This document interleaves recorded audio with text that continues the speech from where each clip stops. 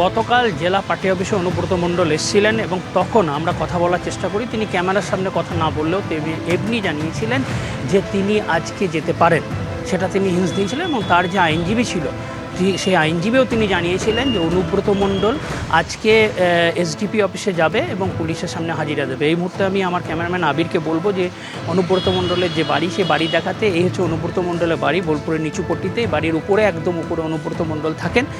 এবং যেটা জানা যাচ্ছে যে আজকে 11টার পর অনুব্রত মণ্ডল এসডিপিও অফিসে যেতে পারেন। তার যে এখানে নিরাপত্তারক্ষী, তাদের সঙ্গে আমরা কথা বলেছি। নিরাপত্তার এখনও পর্যন্ত কিন্তু আমরা লক্ষ্য করছি যে কোনো রকম অর্থাৎ অনুব্রত মণ্ডল বেরোবার আগে যে প্রস্তুতি থাকে, সেই প্রস্তুতি কিন্তু এখনও পর্যন্ত নেই। কিন্তু নিরাপত্তারক্ষীর সংখ্যা কিন্তু গতকালের থেকে অনেকটাই বেড়েছে। গতকাল আমরা দেখেছিলাম একজন বসেছিলেন, আজকে দেখছি আমরা 3 জন এখানে নিরাপত্তারক্ষী বসে রয়েছেন। এবং 11টার পরে গেলে অনুব্রত মণ্ডল যাবেন, কারণ পুলিশ কঠোর ব্যবস্থা নিয়েছে। কারণ আমরা গতকাল দেখেছি পুলিশ কিন্তু অনুব্রত মণ্ডলকে সময় দেয়নি, তার আইনজীবীরা গেছিলেন এবং সময় চেয়েছিলেন। সোমবার পর্যন্ত সময় চাওয়া হয়েছিল বলে আমরা জানতে পেরেছি। কিন্তু 2 ঘন্টার মধ্যেই অনুব্রত মণ্ডলকে প্রথমে তৃণমূলের জেলা পার্টি অফিসে, পরে তার বাড়িতে নোটিশ পাঠানো হয় এবং তাকে বলা হয় আজকে যেন অবশ্যই 11টার মধ্যে যায়, এবং তার প্রস্তুতি শুরু হয়ে গেছে। এই পুরো কেসটা তদন্তকারী অফিসার রয়েছেন এসডিপিও বোলপুর রিকি আগরওয়াল, তার সামনেই অনুব্রত মণ্ডলকে হাজিরা দিতে হবে এবং সেখানেই তিনি অনুব্রত মণ্ডলকে জেরা করবেন। এবার একাধিক বিষয় উঠে আসছে যে কে ফোন করেছিল, প্রথম ফোনটা কে করেছিল, দ্বিতীয় ফোনটা কে করেছিল, সেটা নিয়েও বিতর্ক তৈরি হয়েছে। কারণ একটা সূত্রে জানা যাচ্ছে যে অনুব্রত মণ্ডল প্রথম ফোন করেছিলেন, তারপরে দ্বিতীয় ফোনটাটা কে করেছিল সেটা এখনও পরিষ্কার নয়। তাই পুরো বিষয়টি এখন তদন্তের মধ্যে রয়েছে এবং পুলিশ তদন্ত শুরু করেছে। আজকে অনুব্রত মণ্ডলের যাওয়ার একটা সম্ভাবনা রয়েছে।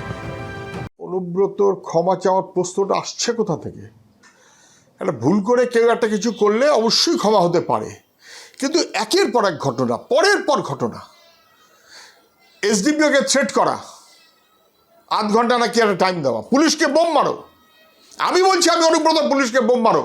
তারপরেও পুলিশ মন্ত্রী যদি ডিজিকে সহ অনুব্রতকে নিয়ে ডায়াসে বসে থাকেন, তাহলে যা হবার সেটাই হচ্ছে। যেটা তৃণমূল কংগ্রেস, সেই কারণে অনুব্রত মণ্ডল আপত্তিকর কথা বলার সঙ্গে সঙ্গে পার্টি তাকে তার প্রতিবাদ করেছে, নিন্দা করেছে, ক্ষমা চাইবার নির্দেশ দিয়েছে, আরও কিছু আনুষঙ্গিক প্রসেস আছে।